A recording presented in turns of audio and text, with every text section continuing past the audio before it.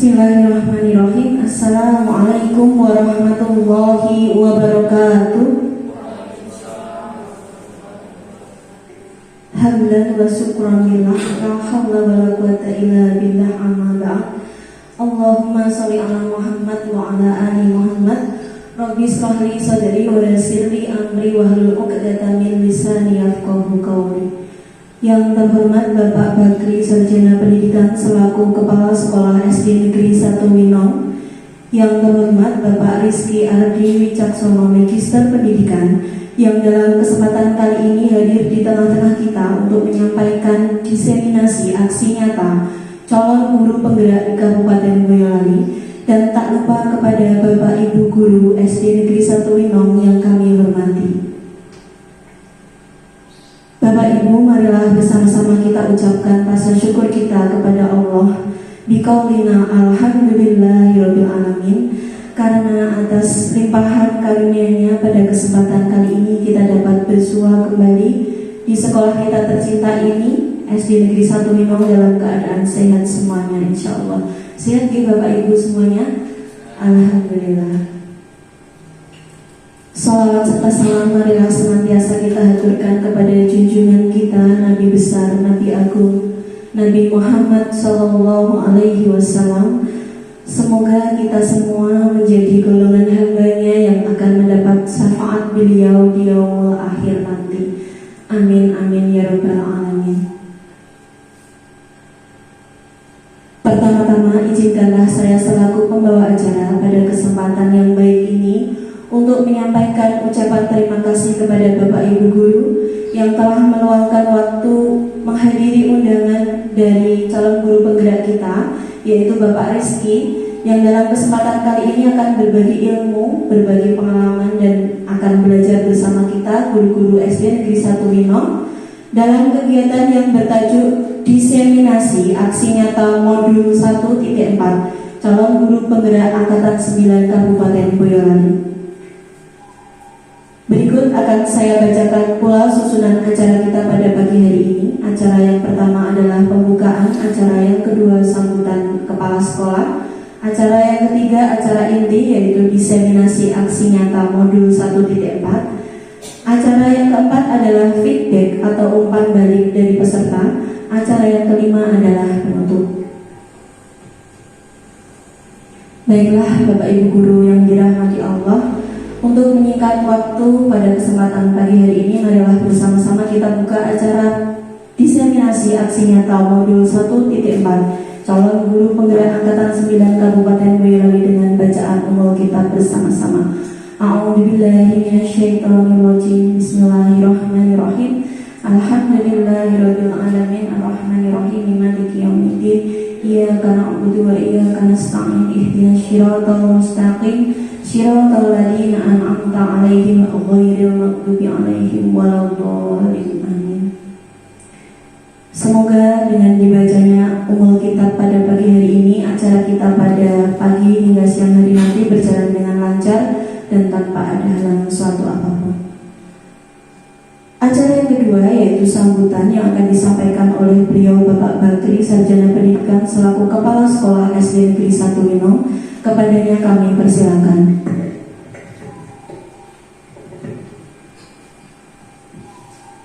Bismillahirrahmanirrahim. Assalamualaikum warahmatullahi wabarakatuh. Salam sejahtera bagi kita semuanya dan selamat pagi saya ucapkan. Bapak Ibu yang saya hormati dan yang saya banggakan,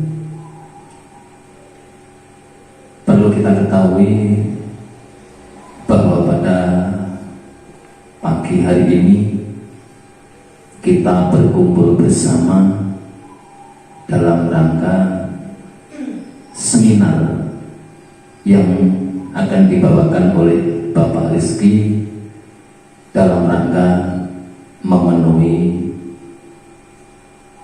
kebutuhan mereka, yaitu dalam rangka diseminasi aksi nyata, karena beliau mengikuti sebagai calon guru penggerak kita bersyukur di hadapan Tuhan Yang Maha Esa bahwa di sekolah kita sudah ada yang mengikuti sebagai guru penggerak, bahkan sekarang sudah sebagai monitoring seperti Bu Sila, dan untuk saat ini Bapak Rizky mengikuti sebagai calon guru penggerak. Mudah-mudahan apa yang menjadi harapan dari beliau semuanya diberikan kemudahan oleh Tuhan Yang Maha Esa. Akan saya sampaikan bahwa dalam diseminasi aksi nyata pada pagi hari ini nanti, mungkin beliau akan menjelaskan atau mengutarakan tentang paradigma belajar mengajar. Apa itu paradigma? Yaitu mengubah cara mengajar kita terhadap putra putri atau siswa siswi SD Negeri 1 Winong Boyolali. Di dalam paradigma ini terutama lagi yaitu tentang strategi belajar.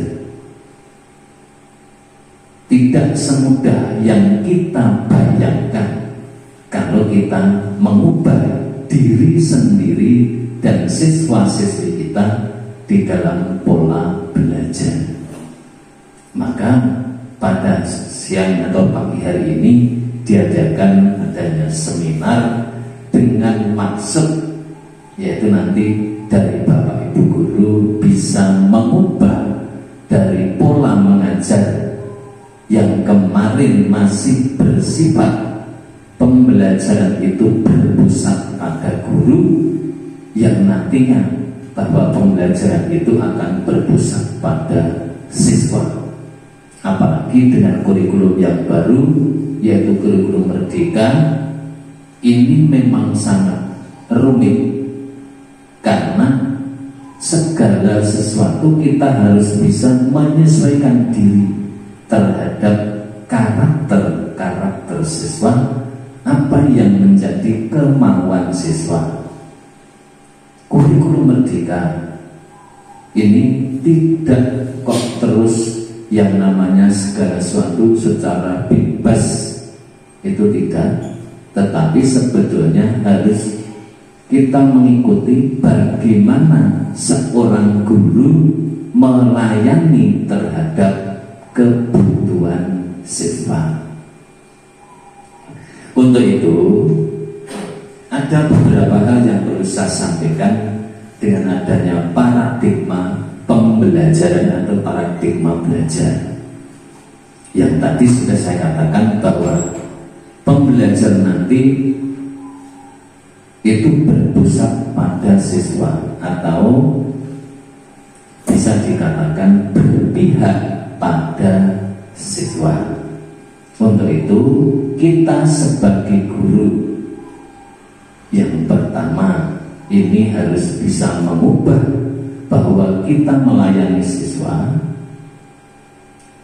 Jadi kita harus benar-benar mengetahui karakter daripada masing-masing siswa yang kita hadapi di dalam kelas.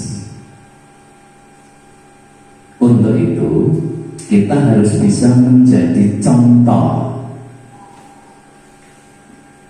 Segala sesuatu yang dikerjakan oleh guru di sekolah, utamanya untuk anak-anak sekolah dasar, itu menjadi contoh bagi mereka.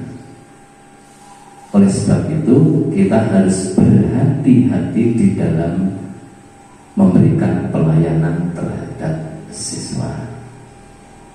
Saya berikan contoh, misalnya pada waktu siswa bekerja, itu guru jangan sampai melakukan kegiatan-kegiatan yang lain, tetapi kita harus controlling terhadap siswa agar kita juga tahu anak-anak yang mengalami kesulitan tertentu, itulah yang menjadi perhatian utama. Yang kedua, guru harus bisa memberikan suatu motivasi terhadap siswa, bagaimana membangkitkan minat anak di dalam belajar. Jadi bukan anak yang harus mengikuti kemauan guru, tetapi gurulah yang harus bisa memahami siswa, sehingga anak-anak itu ada ketertarikan, pertama terhadap gurunya, yang kedua terhadap materi pembelajarannya. Kita pun mengetahui, kita pun merasakan, kalau kita pada waktu sekolah sudah tidak senang terhadap gurunya, diberikan materi pembelajaran yang semudah apapun, ini tidak akan bisa menerima. Maka setelah kita menjadi guru, kita harus mengetahui itu, bagaimana kita ini bisa disenangi oleh anak-anak. Untuk itu kita harus berikan motivasi-motivasi yang dapat membangkitkan minat anak untuk belajar. Yang ketiga, sebagai guru itu kita tadi sudah katakan sebagai controlling. Kita harus bisa kontrol terhadap diri sendiri dan juga terhadap siswa di dalam pembelajaran. Controlling terhadap diri sendiri seperti apa? Ya, kita di sekolah ini selalu diawasi oleh siswa maupun orang tua. Apapun yang kita lakukan dalam proses pembelajaran itu akan tercatat di dalam otak siswa, yang nanti akan diketahui orang tua, karena kadang-kadang anak juga laporan terhadap orang tua. Maka kita harus bisa mengendalikan diri, jangan sampai yang namanya di dalam kelas siswa mengerjakan tugas, kita bermain HP misalnya. Itu tolong untuk dihindarkan benar-benar, karena nanti apa? Anak mesti ada yang tertutup terhadap orang tua. Wong murid itu kan nggarap malah guru dolanan HP misalnya. Nah, ini akan sampai kepada orang tua, yang itu nanti akan bisa merendahkan martabat kita, kewibawaan kita di hadapan wali murid. Yang terakhir, karena nanti waktunya akan digunakan oleh Pak Rizky yang banyak untuk menjelaskan secara detailnya, yaitu kita jangan segan-segan untuk saling sharing terhadap teman sejawat dalam bidang apapun, asal kita saling percaya. Yang kedua, kita tidak merasa bahwa saya itu paling dan paling. Ini nanti segala sesuatu yang kita hadapi akan bisa terpecahkan dengan baik.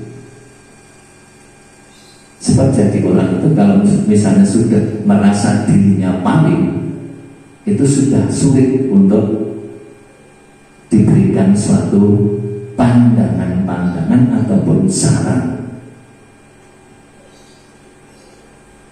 Kebanyakan orang itu kalau merasa dirinya paling bisa, paling ini,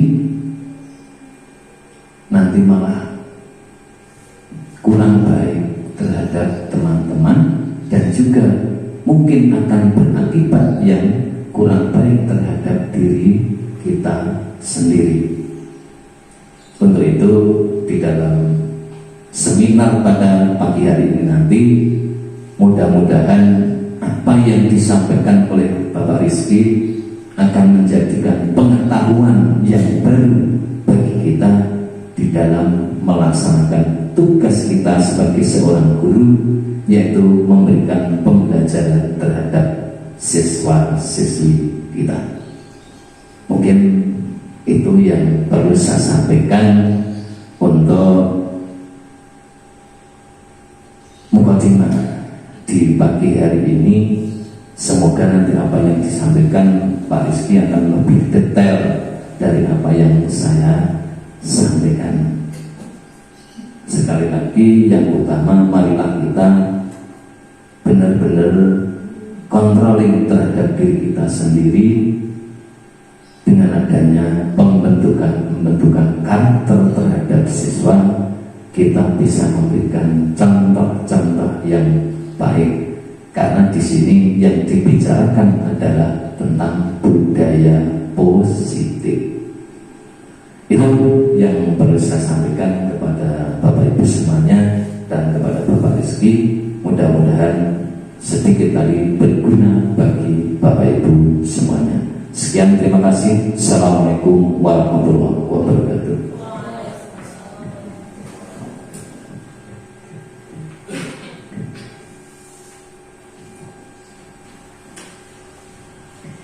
Bapak Ibu, demikian tadi sambutan dan arahan yang disampaikan oleh beliau Bapak Bakri Sarjana Pendidikan selaku Kepala Sekolah SD Negeri 1 Winong Boyolali. Terima kasih kami ucapkan kepada Pak Bakri yang telah menyampaikan sambutan dan arahan kepada kita semuanya.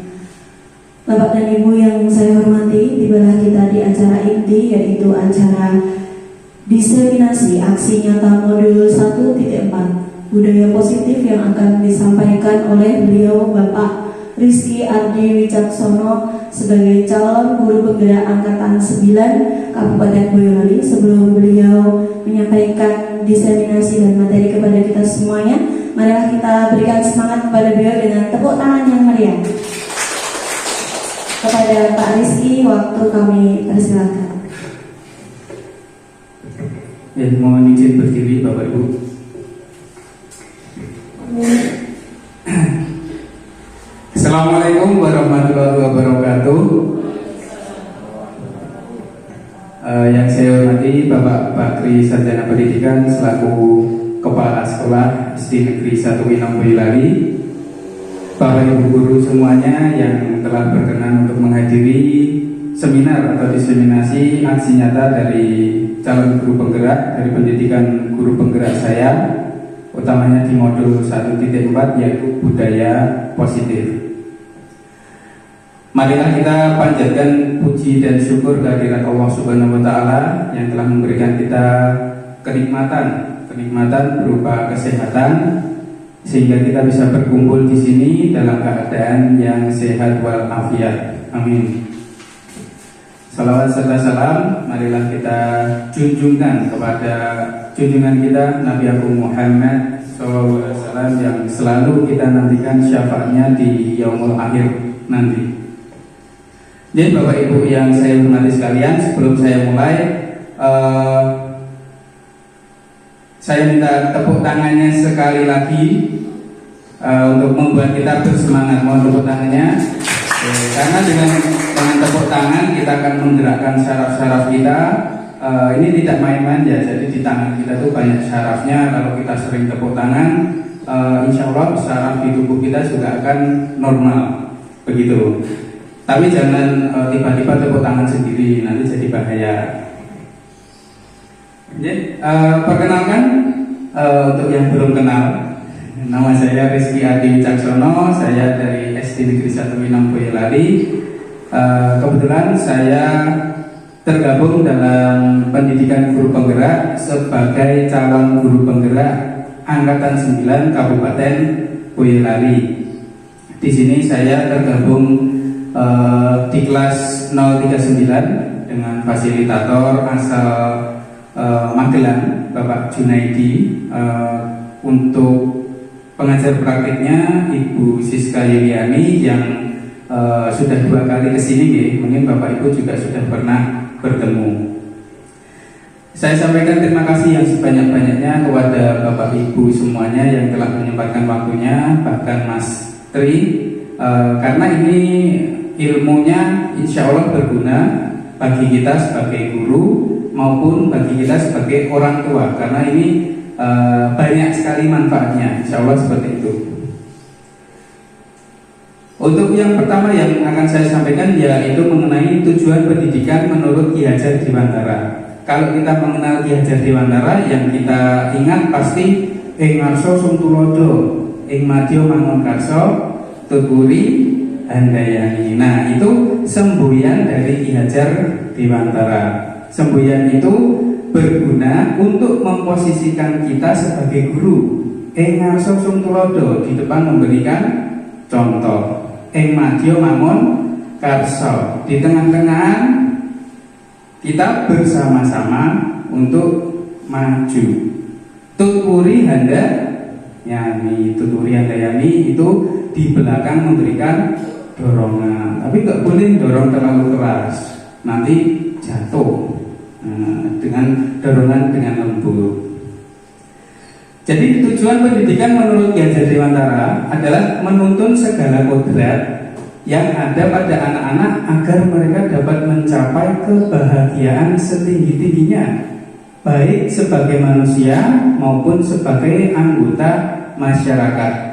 Ini yang mungkin sering termasuk saya terjadi salah kaprah. Kita selalu menganggap murid itu seperti kanvas yang kosong. Kita bisa arahkan, kita bisa tuntun supaya kanvas tersebut menjadi suatu pemandangan yang indah. Padahal kalau sesuai kodrat anak itu kurang tepat, Bapak Ibu. Anak itu setiap anak mereka itu lahir dengan kodratnya sendiri-sendiri. Mereka sudah memiliki guratan-guratan, memiliki garis-garis halus yang akan menuntun mereka menjadi manusia dewasa. Tugas guru adalah menebalkan garis-garis tersebut. Ada garis menjadi seorang pelukis, ada garis menjadi seorang guru, ada garis menjadi seorang polisi. Nah, tugas guru adalah menemukan garis itu dan menebalkannya. Kita tidak bisa membentuk anak yang memiliki garis seorang pelukis, kita bentuk sebagai katakanlah tentara. Nah, anak itu malah justru bisa berontak. Yang mungkin ketika dewasa dia menjadi tentara itu mungkin saja, tetapi dalam lubuk hati terdalam anak itu memiliki kodrat atau garis sebagai pelukis. Contohnya seperti itu. Tugas guru sebenarnya adalah seperti petani padi. Kita menanam padi, kita tumbuhkan padi. Tidak mungkin ketika dewasa menjadi jagung. Nah, kalau jadi jagung yaitu ajaib. Kecuali kita nanam jagung, nanti tumbuhnya jadi jagung. Kalau kita nanam padi, kita rawat, kita sayangi, kita beri pupuk, nanti akan menjadi padi yang baik. Nah, padi yang baik itu tergantung dari petani. Kalau petaninya menyayangi padi itu, bisa menyelesaikan masalah-masalah mengenai padi itu, nah insya Allah padinya akan menjadi padi yang super. Kalau hanya biasa-biasa saja ya, padinya tetap bisa tumbuh jadi beras, tapi berasnya yang beras biasa.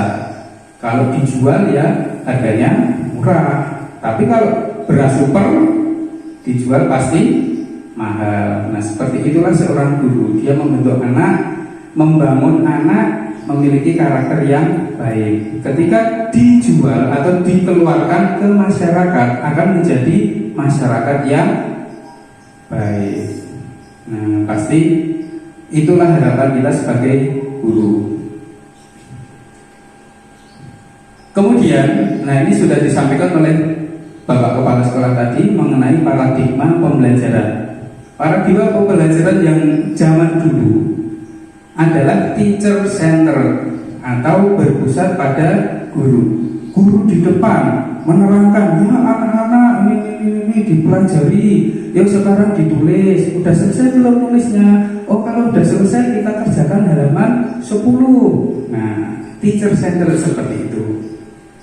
Ya memang sebenarnya ada kalanya guru harus seperti itu, tetapi tidak boleh terus menerus. Akhirnya anak itu bosan, lihat ke depan, lihat gurunya, dengar penjelasan, ngantuk.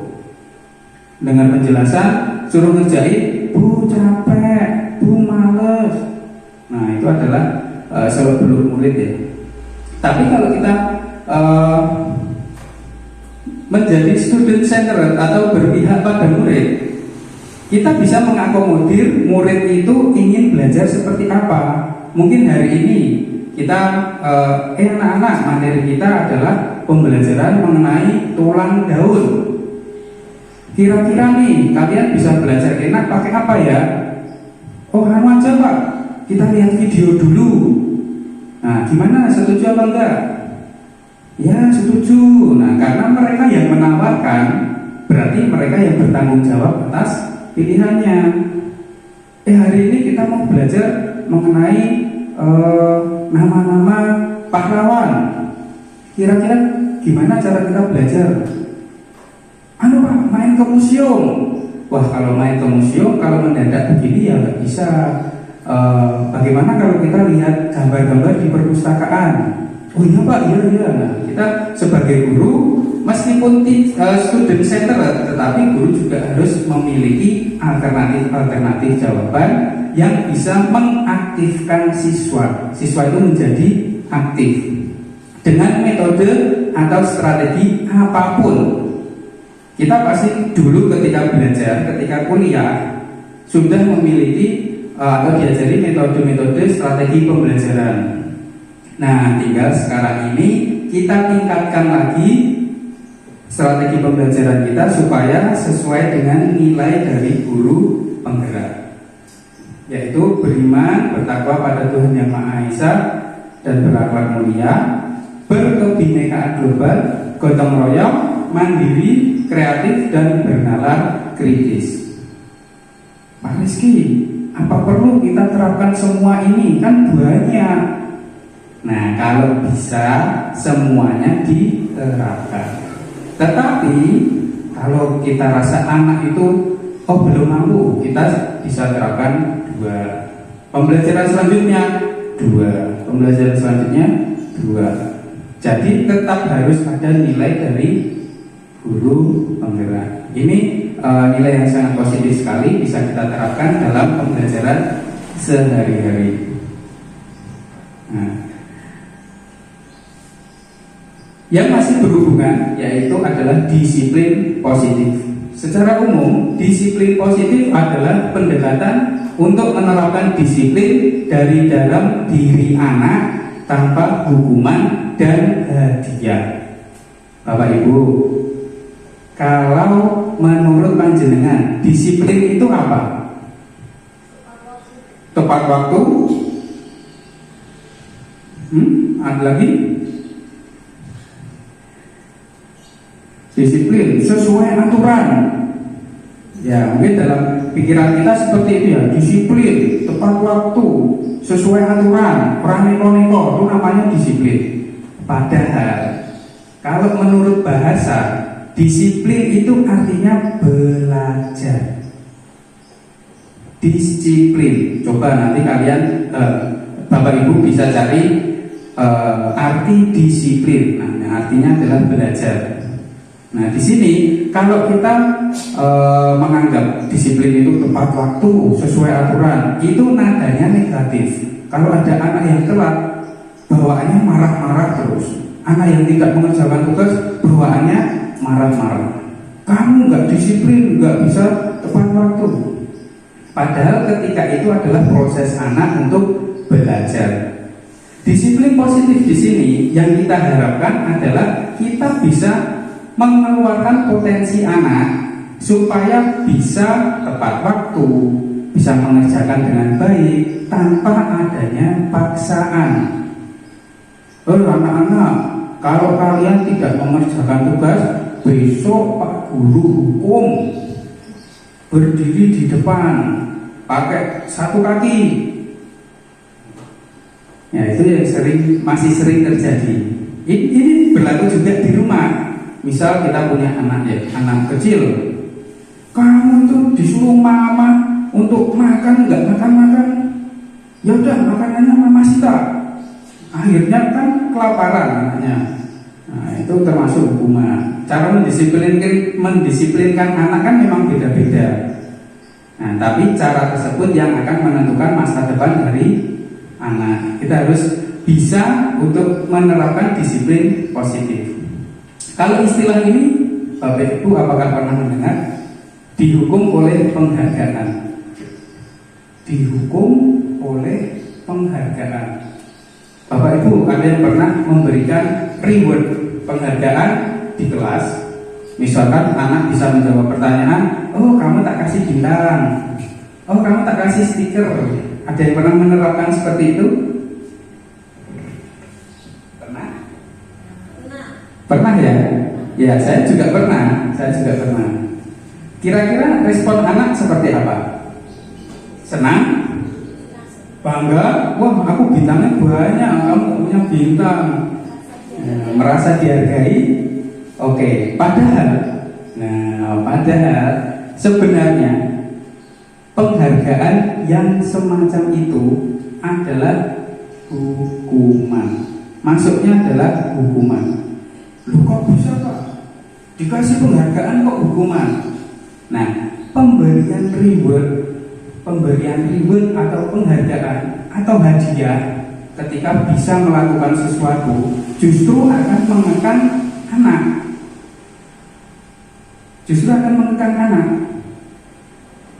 Penghargaan hanya bisa bertahan sebentar.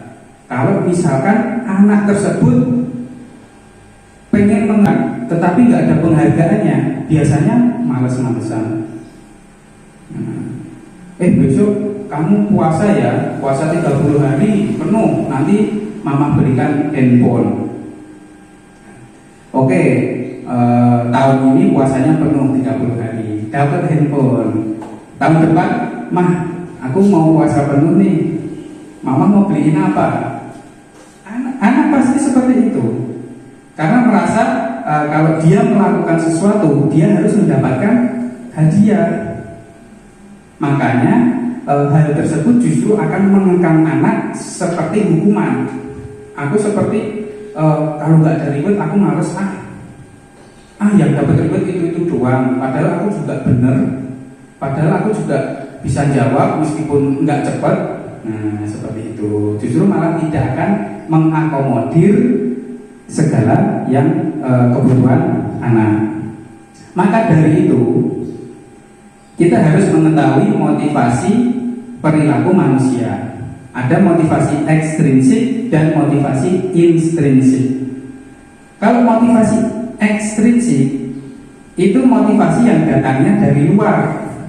Anak bisa melakukan sesuatu karena ada sesuatu. Anak bisa menjawab pertanyaan karena menginginkan hadiah. Contohnya ini hadiah. Atau anak bisa mengerjakan tugas karena takut hukuman. Coba bu guru nggak ngasih hukuman, aku nggak bakalan ngerjain. Soalnya banyak banget, soalnya susah, harus tanya sana sini. Males aku sebenarnya. Coba nggak ada hukuman, males aku. Contohnya seperti itu. Maka dari itu kita harus bisa memunculkan motivasi intrinsik dari siswa, motivasi yang datangnya dari dalam. Ya, jadi menerapkan pembelajaran itu adalah sebuah kebutuhan, dengan memberikan keyakinan atau menanamkan keyakinan pada siswa. Nah, hari ini kita akan belajar berhitung. Kalian tahu fungsi dari berhitung untuk apa? Ya untuk hitung-hitungan atau bu? Ya apalagi? Ya berhitung ya buat biar bisa pinter. Ya, selain itu berhitung itu bisa untuk ketika kamu pergi jajan itu ada hitung-hitungannya. Ketika besok kamu dewasa, kamu bekerja itu pasti ada hitung-hitungannya. Jadi anak itu mulai berpikir, oh iya, hitung-hitungan itu penting buat aku. Kalau aku nggak perhatiin, aku nanti nggak bisa. Nah, jadi memunculkan motivasi seperti itu tanpa adanya hadiah maupun hukuman. Yang kita kejar adalah memunculkan motivasi intrinsik atau dari dalam diri siswa. Nah, motivasi tersebut berguna untuk memenuhi kebutuhan dasar manusia. Manusia memiliki 5 kebutuhan dasar. Yang pertama adalah bertahan hidup. Kebutuhan untuk bertahan hidup. Semua manusia memiliki kebutuhan untuk bertahan hidup. Contohnya adalah makan, minum, tempat tinggal, pakaian, itu adalah bertahan hidup.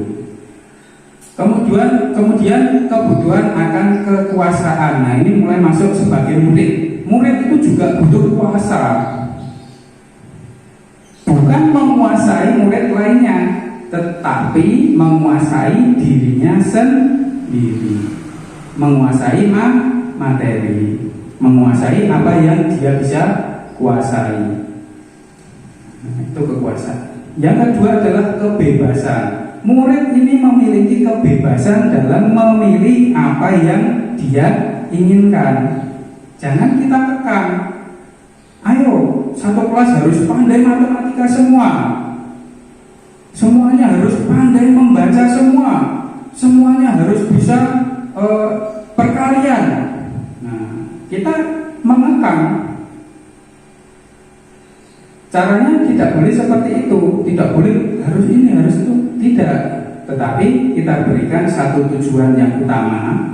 Satu tujuan misalkan kita supaya bisa berhitung, silahkan anak-anak bagaimana caranya. Guru menuntun, ada yang dengan Pak aku belajar dengan mendengarkan, Pak aku belajar dengan melihat video, Pak aku belajar dengan praktek. Nah, itu kita berikan kebebasan. Selanjutnya adalah kasih sayang dan rasa diterima. Ini yang sangat penting. Kadang anak itu caper, nakal, kita ngecapnya nakal, padahal dia hanya membutuhkan kasih sayang. Dia pengen disayang, diperhatikan. Oh, dia ada anak yang nggak bisa baca, kita datangi, dia takut. Padahal dia itu hanya pengen diterima, pengen disayangi. Aku pengen diperhatikan, aku pengen disayangi. Dia pengen cari perhatian itu dengan cara nakal, dengan cara ganggu kelas yang lain. Seperti itu. Yang terakhir adalah fun, kesenangan. Anak juga butuh senang-senang. Nggak bisa di kelas itu sepanong terus. Pakai gurune, kalau ada gurune diam, cep selama 2 jam. Anak mana tahan. Kita saja sebagai orang dewasa, kalau suruh mendengarkan seperti ini selama 3 jam, 2 jam, ya kita pasti ngantuk, bosan. Kalau kita tidak senang terlebih dahulu. Nah, jadi kadang kita berikan ice breaking, kita guyonan dengan anak-anak. Kita dekat dengan anak-anak bukan berarti kita rendah, ya. Tetapi kita memposisikan supaya kita bisa mengetahui kebutuhan dari anak-anak. Tentunya ada batasannya. Nanti sama muridnya digandeng, dijak pipitan, itu malah kurang bagus. Ya sewajarnya saja kita sebagai seorang guru, tetapi juga teman belajar siswa. Nah, nanti kita akan membahas posisi kita sebagai guru di sini. Nah, ini yang mungkin Bapak Ibu guru belum tahu. Ada 5 posisi kontrol seorang guru. Ini bisa kita terapkan juga di rumah sebagai posisi kontrol kita sebagai orang tua. Posisi yang pertama yang paling menakutkan sebagai penghukum. Sebagai penghukum ini ciri khasnya nada suara tinggi, bahasa tubuh, mata melotot, jari menunjuk-nunjuk, menghardik. Kowe iki wong gaene ganggu muridku wae. Nadanya itu sebagai penghukum. Dia langsung biasanya memberikan hukuman. Kowe nek dikon garap, kamu tuh disuruh mengerjakan pasti nggak ngerjakan. Sekarang berdiri, maju ke depan kelas. Itu namanya penghukum. Sekarang kamu nggak mengerjakan, tulis sebanyak 3 kali. Nah, meskipun hukumannya positif, tetapi masuknya penghukum tetap penghukum. Dampaknya apa pada anak? Anak bisa trauma. Wah, mereka nggak beres kok. Bu guru nesu-nesu kok. Aku dijibit. Nah, anak itu bisa trauma. Sampai rumah dia juga takut. Ada rasa takut. Bahkan kalau berkepanjangan ke sekolah ketemu gurunya, wes deg-deg, udah takut. Itu posisi sebagai penghukum. Yang kedua, membuat rasa bersalah. Guru menggunakan keheningan yang membuat orang lain merasa tidak nyaman, bersalah atau rendah diri. Nah, ini kadang secara tidak sadar kita melakukannya. Misalkan anak berbuat salah, disuruh ke kantor. Mas, tadi kamu ganggu kelas lain ya? Iya Bu. Terus kita diem. Anak itu bertanya-tanya, kok guru menang bae yo? Jadi bingung, anak itu jadi salting. Mas, kira-kira salah pura? Ya salah Bu. Diem lagi. Membuat anak itu nggak nyaman. Nah, terus yaudah sekarang kamu ke kelas yang kamu ganggu, kamu belajar di sana. Nah, di sana lebih salting lagi. Dia belajar di kelas lain, terus bingung apa? Nah, berdiri di depan dideloi adik-adik kelas misalkan. Nah, dia wah rasanya itu kurang nyaman, kurang enak banget. Ya mungkin dampaknya anak tersebut jadi takut melakukan kesalahan, tapi bisa juga takut kepada gurunya. Yang ketiga, posisi sebagai seorang teman. Nah, ini yang sering dilakukan oleh Bapak Ibu guru zaman now, zaman sekarang. Memposisikan diri sebagai teman. Apakah buruk? Tidak 100% buruk. Tapi ada sisi positif, ada sisi negatif. Sebagai seorang teman, kita dekat dengan murid. Kita bisa memecahkan masalahnya dari pandangan murid. Tapi sisi negatifnya, murid itu akan berpangku tangan pada guru, jagake. Rapopo, anakku udah deket sama Pak Rizky kok. Nanti ada masalah, ya aku tinggal bilang Pak Rizky, tenang aja. Kadang jagake seperti itu. Ada apa-apa, guru itu baik hati kok. Temanku kok aku sering diberikan jajan. Nah, dia melakukan kesalahan, dia memiliki pembelaan bahwa dia akrab dengan gurunya. Kita kalau sudah sebagai teman mau menghukum juga, wah aku ini wes ngejak jajan, aku ini wes udah minta tolong ini itu, dia tak anggap temanku, mau menghukum juga, nggak apa-apa, nggak usah dihukum. Nah, itu sisi negatifnya. Yang keempat, pemantau. Nah, ini yang selama ini saya lakukan. Meskipun tidak 100% baik, ini yang sudah saya lakukan adalah sebagai seorang pemantau. Pemantau sangat mengandalkan penghitungan, catatan, data yang dapat digunakan sebagai bukti atas perilaku seseorang. Nah, dia memantau berpacu pada aturan. Mas Adit, kamu tuh sukanya mengganggu temanmu. Kalau mengganggu, kamu harus apa? Harus minta maaf. Ya nggak cuma minta maaf, kok kamu itu udah salah kok. Kamu udah mau WC sana. Nah, dia acuannya adalah aturan. Nah ini di sekolah kita itu aturannya kalau terlambat 15 menit harus lari keliling lapangan. Ya nggak peduli teman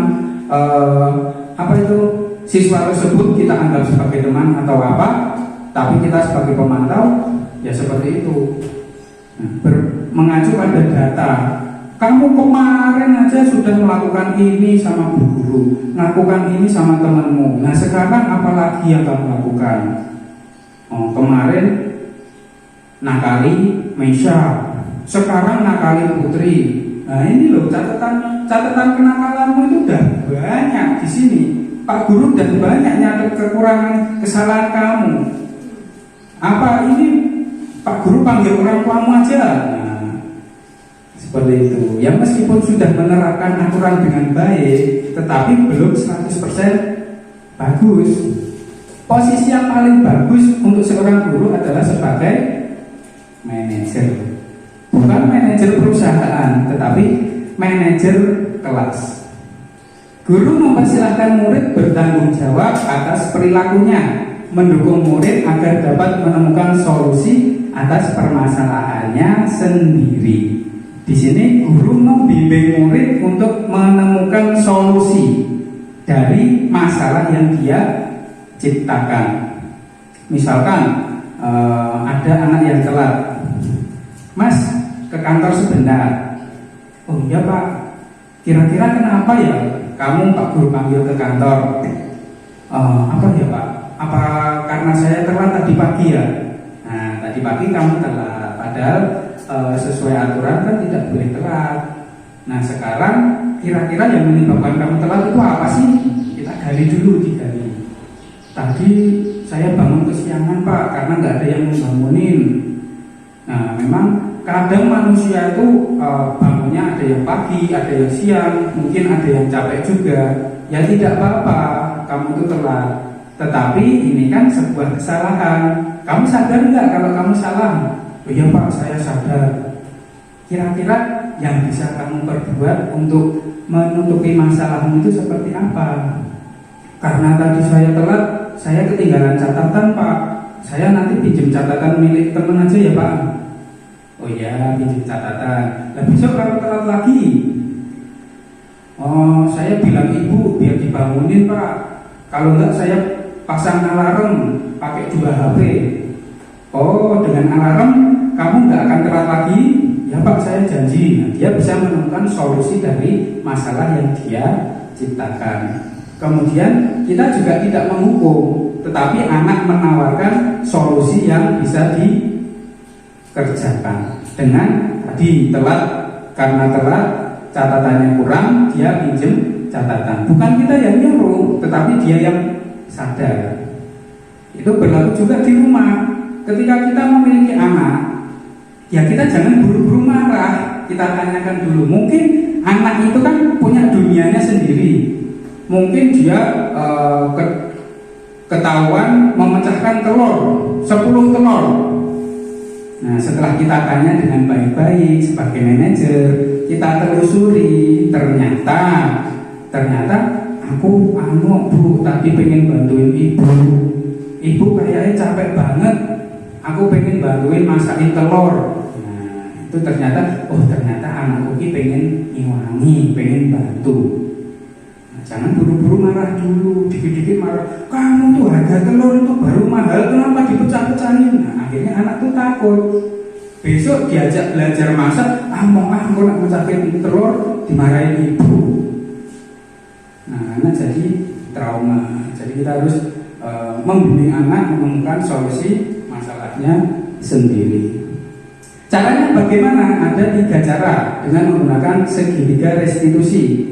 Yang pertama adalah menstabilkan identitas, yaitu dengan menggali, kamu kok membuat anak itu nyaman dulu, tidak merasa takut ketika dipanggil oleh guru. Yang kedua, validasi tindakan yang salah. Meskipun dibohong, tetapi kita tetap mengatakan bahwa anak tersebut salah, melakukan kesalahan seperti itu. Yang terakhir adalah menanyakan keyakinan, apa yang dia langgar, apa yang bisa dia jadikan solusi, dan apa yang harus dia lakukan. Nah, ini langkah-langkahnya menstabilkan identitas.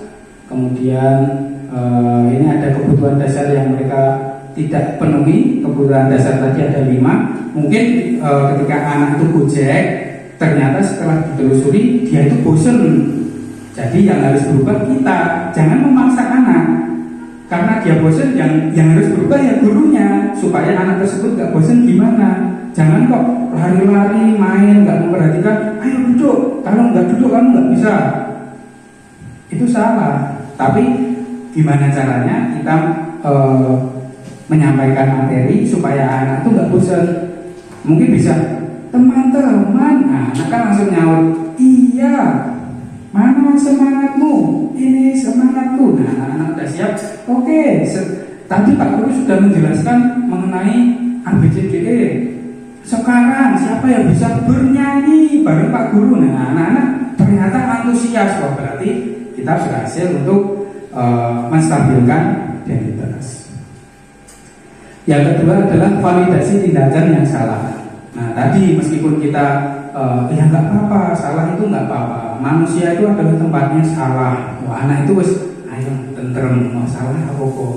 Tapi kamu tuh juga tetap salah. Kamu harus bisa bertanggung jawab atas masalahmu sendiri. Yang terakhir adalah menanyakan keyakinan.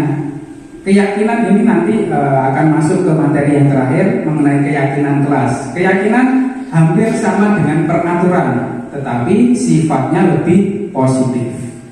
Nah ini keyakinan apa sih yang kamu langgar? Oh aku Pak melanggar kedisiplinan. Kamu harus apa? Harus gini. Gitu. Nah di sini ada satu video contoh dari penerapan segitiga restitusi.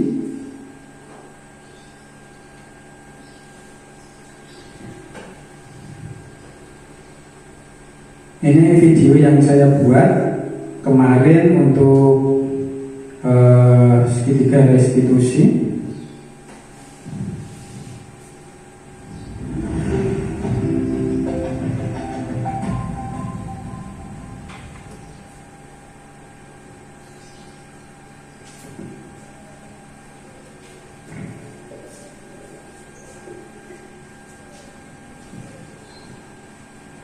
Di sini saya mencontohkan ada suatu kasus anak yang terlambat dan anak yang menyobek catatan temannya.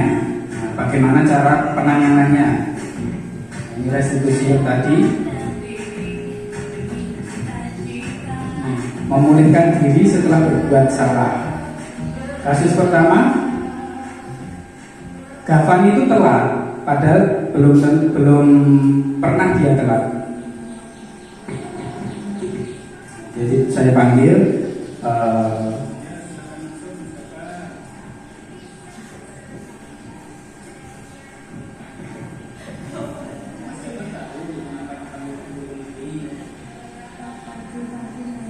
tadi pagi telat Pak.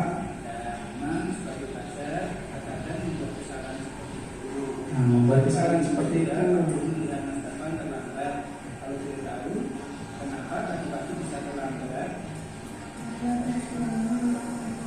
Mas Gavan ternyata kemarin main layangan sampai sore, capean, bangunnya kesiangan.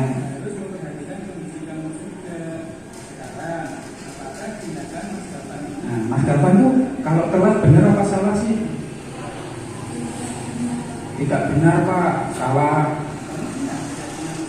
Nah, keyakinan di sekolah kita apa tolong? Kamu melanggar apa di sekolah? Nah, saya kurang disiplin Pak, disiplin waktu.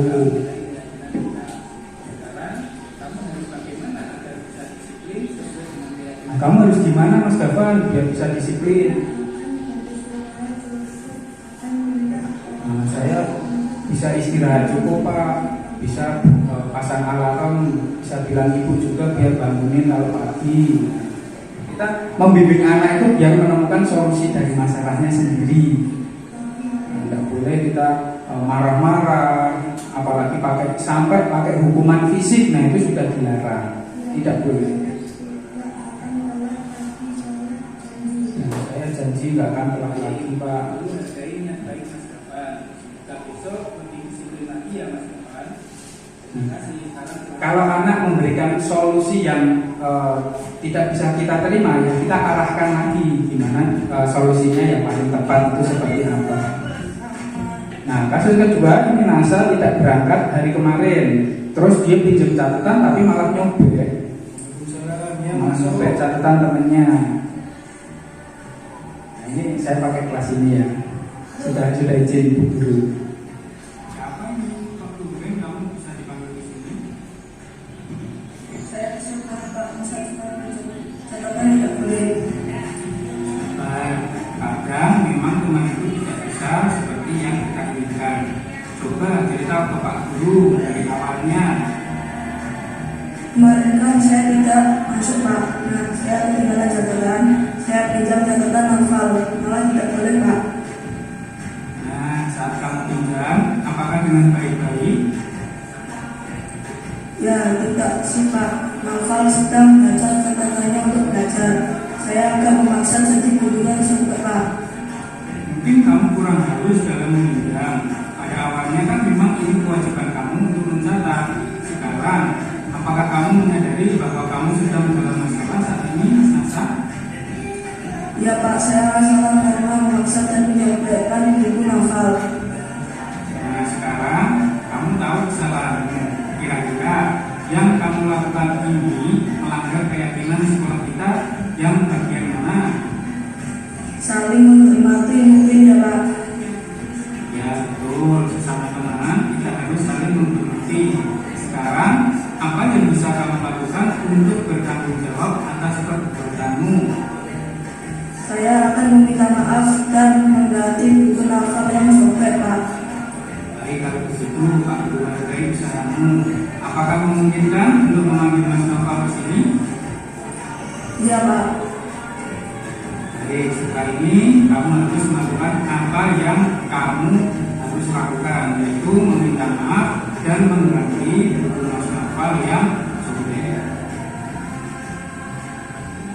Nah, jadi kadang kita itu ada dapat laporan ya, Pak, itu novel berkelahi, Pak Gavan berkelahi. Nah, tanpa kita tahu sebabnya itu apa.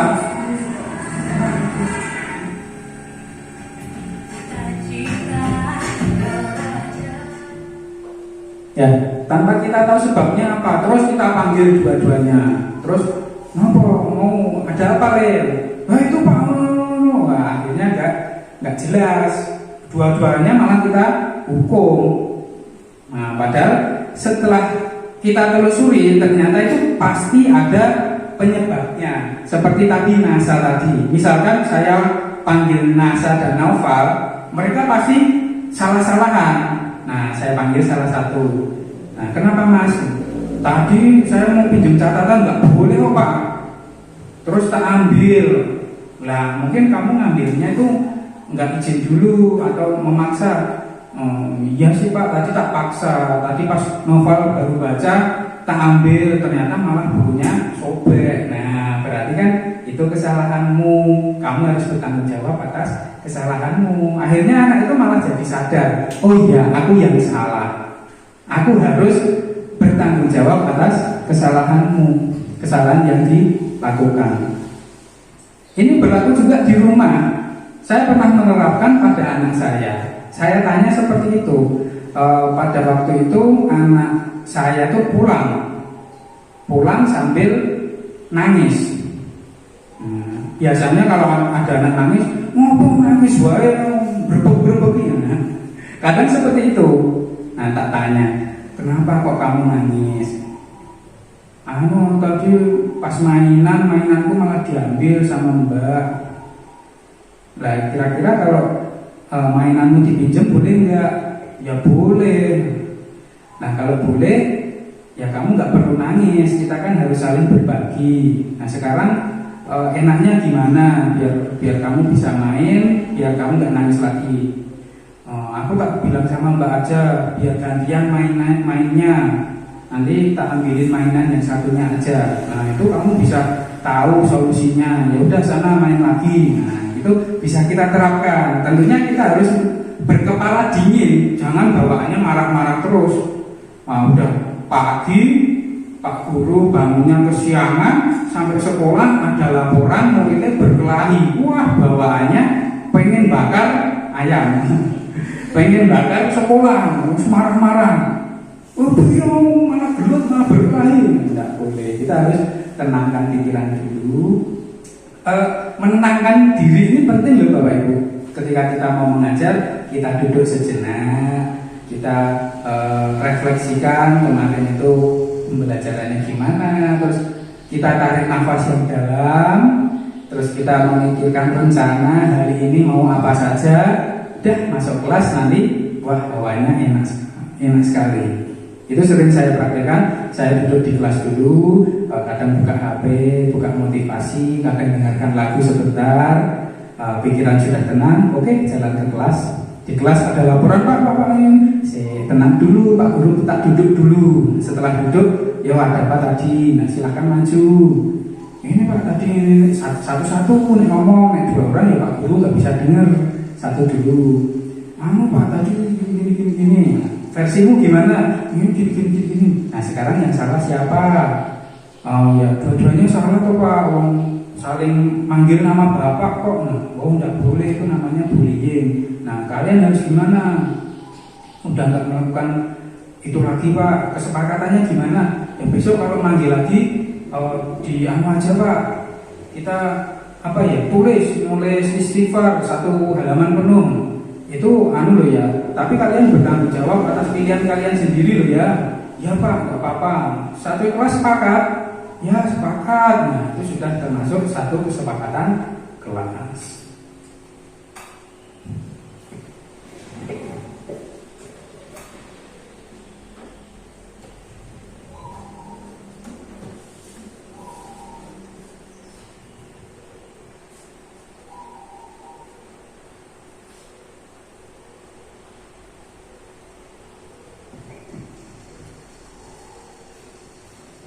Nah ini masuk ke materi yang terakhir Bapak Ibu, mengenai keyakinan kelas. Keyakinan kelas berbeda dengan peraturan, meskipun mirip, hampir sama.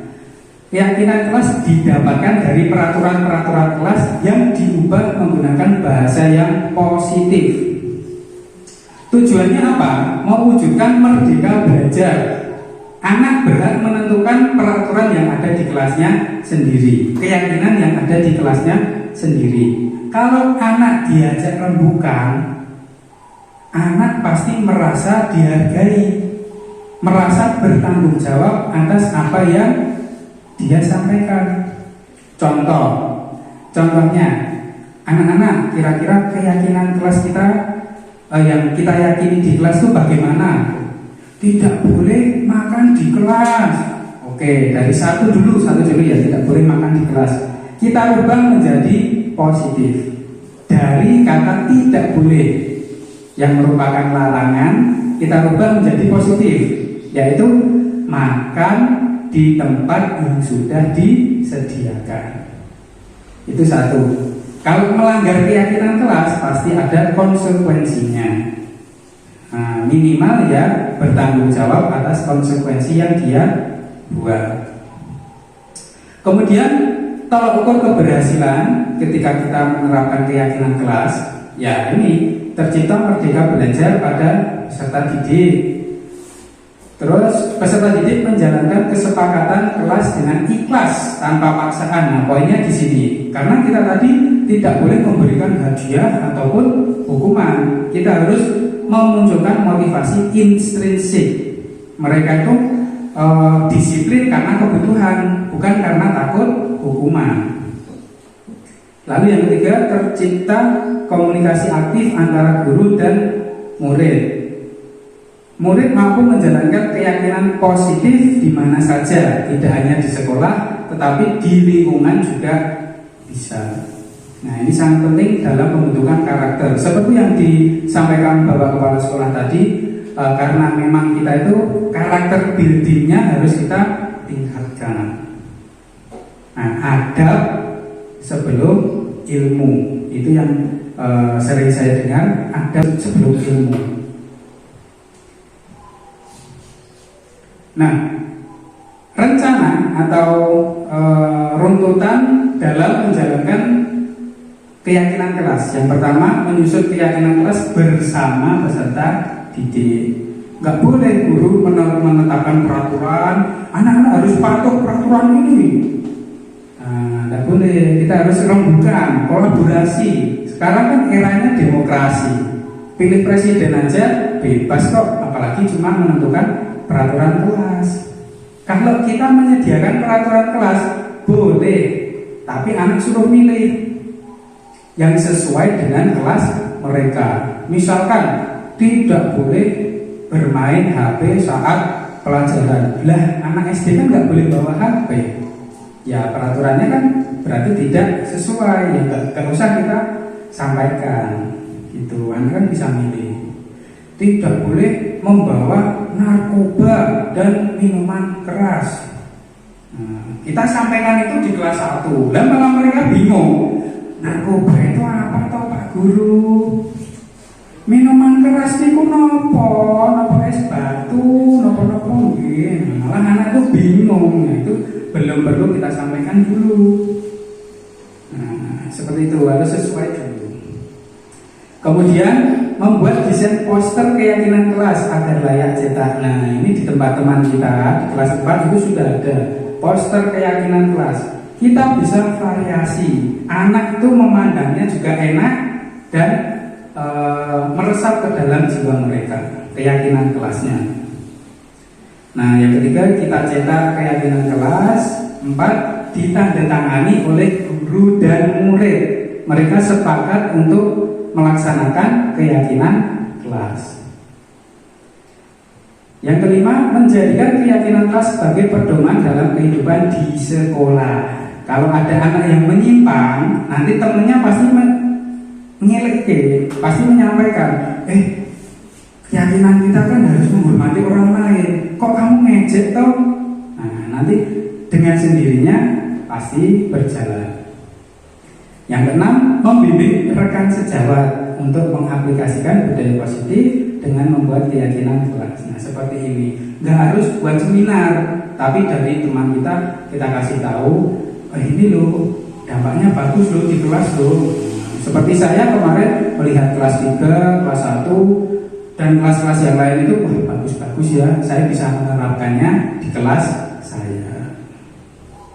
Yang terakhir, mendorong seluruh warga sekolah untuk menerapkan budaya positif dimanapun berada. Contoh kecil yang dampaknya besar yaitu berjabat tangan yang sudah digalakkan oleh Bapak Kepala Sekolah. Di sini tidak hanya di sekolah saja, tetapi dampaknya sampai ke lingkungan. Mereka dengan orang yang lebih dewasa berjabat tangan, tanda menghormati. Nah, langkah-langkahnya cukup simpel. Siswa menulis keyakinan yang mereka inginkan, silahkan bisa menggunakan kertas yang ditempel atau kertas biasa, terus dikumpulkan, baru kita saring keyakinan-keyakinan yang cocok. Setelah disaring, nah ini guru dan siswa mengulas keyakinan yang telah tertulis. Yang ketiga, guru dan siswa memilah keyakinan kelas yang penting. Kalau nggak penting nggak usah. Kadang kan siswa itu juga unik-unik. Nah, misalkan setiap pagi Bu Guru memberikan roti. Nah, kalau tiap pagi ya tekor. Ya, jadi yang sesuai saja dengan pembelajaran yang kita terapkan. Yang keempat, mengubah keyakinan kelas menjadi kalimat positif. Nah, ini sangat penting. Dengan kalimat positif itu bisa menanamkan kepada siswa daripada negatif, daripada larangan. Dilarang masuk. Nah, itu kan kesannya dilarang, nggak boleh banget, tandanya merah, nggak boleh banget. Tapi kalau dialihkan masuk melalui pintu sebelah, nah berarti kan, oh berarti kini itu pindah wae. Kesannya halus gitu loh. Meskipun itu sama saja peraturan, tetapi kesannya halus. Anak lebih bisa menerima. Dilarang makan di kelas, wah anak yang berontak, alah apa-apa. Tapi kalau makan di tempat yang disediakan, kok kalau makan di kelas sih yang disediakan kan di luar. Ayo itu baik, yo penak mencoba. Nah, kadang gitu. Yang terakhir, mengecek dan menyepakati keyakinan kelas. Nah, selalu dicek, direview setiap mungkin 1 bulan, 2 bulan direview. Nah, ini contoh dari keyakinan kelas 6 di SD 4 Sadang. Contohnya ya simpel saja, tidak perlu terlalu banyak seperti peraturan itu kan. Bocah itu males membaca peraturan. Kalau simpel, padat isinya, tetapi dalam maknanya, nah ini sangat bagus sekali. Belajar dengan bersungguh-sungguh. Nah, berarti anak yang pas pembelajaran tidur-tiduran, tidak mengerjakan PR, berarti sudah melanggar ini. Patut kita sampaikan, patut kita tegur. Bersikap jujur, saling menolong, menghormati dan menyayangi. Kok ada yang manggil pakai panggilan bapaknya, berarti sudah melanggar ini. Jadi keyakinan kelas itu simpel, tetapi maknanya sangat dalam. Anak itu juga jadi bisa berpikir ke depan. Oh, menjaga kebersihan kelas dan sekolah, oh berarti tidak boleh buang sampah sembarangan, tidak boleh menyimpan sampah di laci, tidak boleh mengotori lingkungan sekolah. Seperti itu. Nah, dukungan yang dibutuhkan ya tentu dari semua pihak, dari kepala sekolah, dari rekan, peserta didik, wali murid dan juga masyarakat. Itu kita mendapatkan dukungan yang seperti itu tentunya didahului dari aksi nyata kita. Aksi kita di kelas, oh Bu Guru itu menerapkan di sekolah, di kelas itu keyakinan kelas bagus kok, anakku jadi bisa manut kok, jadi pinter kok. Nah, pasti semua elemen ini bisa mendukung. Nah, mungkin itu saja yang bisa saya sampaikan. Terima kasih atas perhatian Bapak Ibu semua. Mohon maaf apabila banyak tutur kata yang kurang tepat. Akhirul salam. Assalamualaikum warahmatullahi wabarakatuh. Kita beri tepuk tangan sekali lagi untuk Pak Rizky yang telah menyampaikan dari pada pagi hari ini ya. Alhamdulillahirrahmanirrahim. Demikian tadi pemaparan materi diseminasi yang disampaikan oleh beliau Bapak Rizky Ardi Wicaksono. Sangat luar biasa sekali ya Bapak Ibu. Banyak sekali ilmu yang kita terima dari kegiatan diseminasi hari ini, utamanya hal-hal yang berkaitan dengan tugas pokok dan fungsi kita sebagai guru di era kurikulum merdeka ini. Nah, Bapak Ibu guru yang saya hormati, saat ini kita masuk ke sesi penyampaian feedback atau tanggapan, atau boleh juga pertanyaan Pak Rizky. Monggo langsung saja kepada Bapak Ibu, kami persilahkan bagi yang ingin menyampaikan tanggapan, feedback atau pertanyaan atas materi yang sudah dibagikan oleh Pak Rizky. Ada dari Bapak Ibu, monggo. Silakan Bapak. Ya, terima kasih. Assalamualaikum warahmatullahi wabarakatuh. Waalaikumsalam warahmatullahi wabarakatuh. Tanggapan saya mengenai seminar ini sangat menarik. Tentunya sangat menambah ilmu dan dapat diterapkan di sekolah SD Negeri 1 Wilang ini.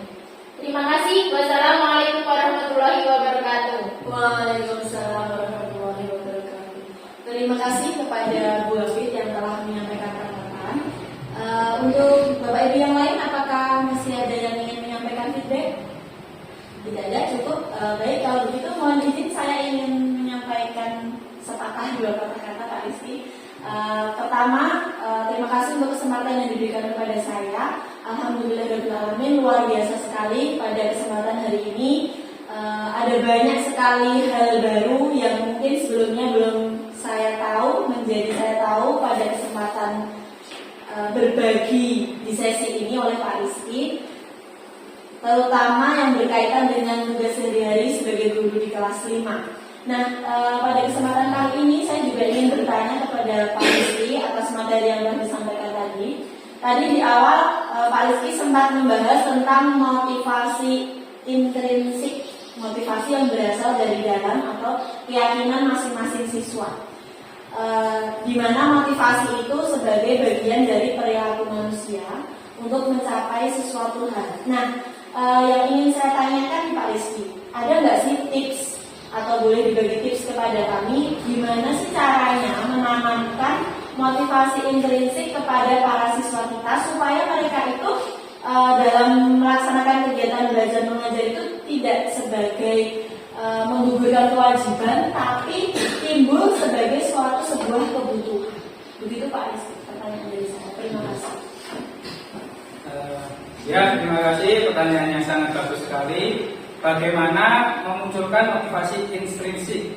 Ya, jadi membuat siswa itu pembelajaran sebagai kebutuhan. Jadi kalau tips dari saya yang sudah saya terapkan juga, yang pertama adalah menyampaikan tujuan dari pembelajaran. Nah, penyampaian tujuan ini sangat penting. Anak itu jadi tahu apa yang mereka pelajari. Yang kedua, menyampaikan gambaran mengenai apa yang bisa mereka capai ketika sudah paham mengenai materi. Ketika mereka sudah memiliki gambaran bisa apa mereka dengan materi itu, ya pasti anak itu akan memikirkan masa depan mereka.